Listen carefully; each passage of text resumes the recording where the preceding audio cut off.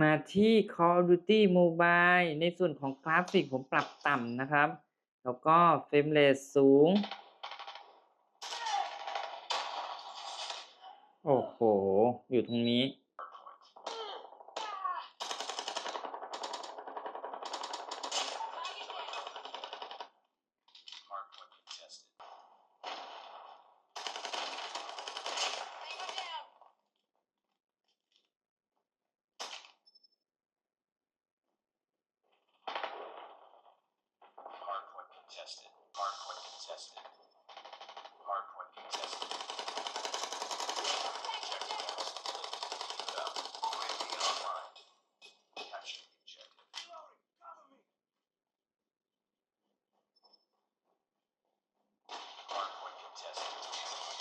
อันนี้ก็คือในส่วนของ Call of Duty Mobile